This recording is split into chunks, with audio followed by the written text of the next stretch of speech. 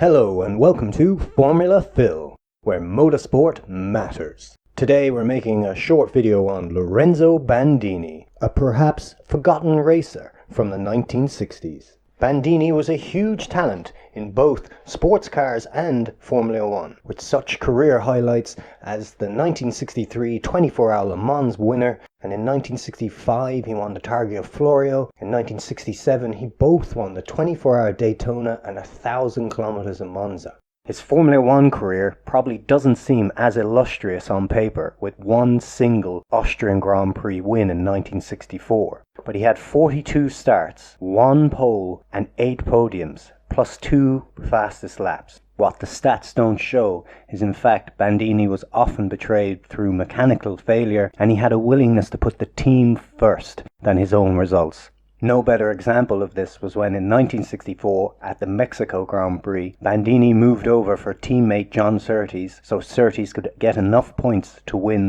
the 1964 Drivers' Championship. Lorenzo Bandini certainly had enough natural talent to become a Formula 1 world champion himself, but his career was tragically cut short in the 1967 Monaco Grand Prix.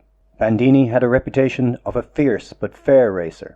He was born in Libya in 1935 when Libya was an Italian colony. He and his family returned to Italy in 1939.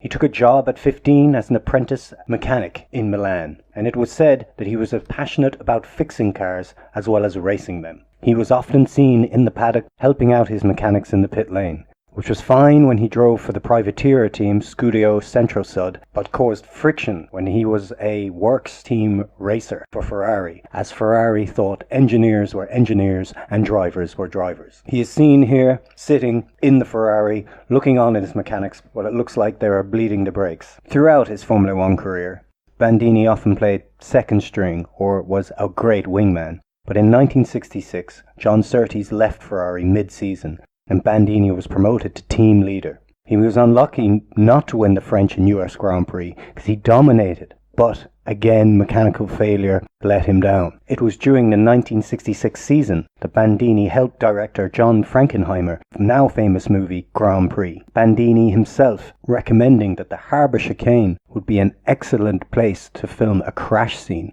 And what seems to be a very cruel twist of fate is that Bandini was killed at that very spot a year later. He was just 31 years old.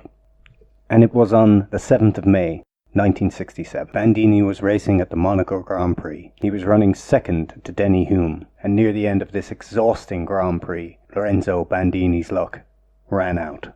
It was on the 82nd lap when he lost control of his car at the harbour chicane.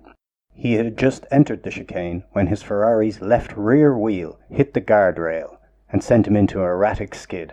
Bandini fought to regain control, but the Ferrari slammed into the straw hay bales that lined that part of the circuit. The hay bales launched his car into a lamppost, spinning in the air, landing on its roof with Bandini trapped inside. At this stage the fuel tank had ruptured, spilling high-octane fuel all over the track and onto the straw hay bales. The fuel ignited, leaving Bandini trapped in the car. The straw hay bales covered the track in a thick black smoke that hampered his rescue. Eventually the marshals righted the overturned car, freeing Bandini, who was unconscious. It is thought a second fire broke out much more ferociously after Bandini was rescued from the car. Bandini sustained third-degree burns covering more than 70% of his body, as well as a chest wound and 10 chest fractures, the injuries being so severe that doctors argued of where to send him for the right care. 3 days after the crash, Bandini succumbed to his injuries at the Princess Grace Polyclinic Hospital in Monte Carlo. There were concerns about the promptness of Bandini's rescue and the decision not to actually stop the race. However,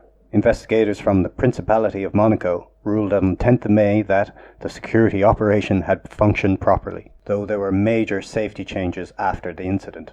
The straw bales that played such a major role in launching Bandini's car into the air and hampering his rescue have never been used in Formula 1 since. Bandini's loss was felt hugely within the paddock, and his funeral was held in Regoglio on the 13th of May. Over 100,000 people attended his funeral. Bandini once said, "If you have to go, if it is written, your time is that day. You will die whenever you go racing or not." fitting words for a racer who died doing what he loved. And that's it. That is Lorenzo Bandini, a perhaps forgotten racer of his time. I hope you enjoyed the video, and there will be more coming up from Formula Phil in the coming weeks. And this is Phil, signing out. Good luck. Meow, meow, meow, meow, meow.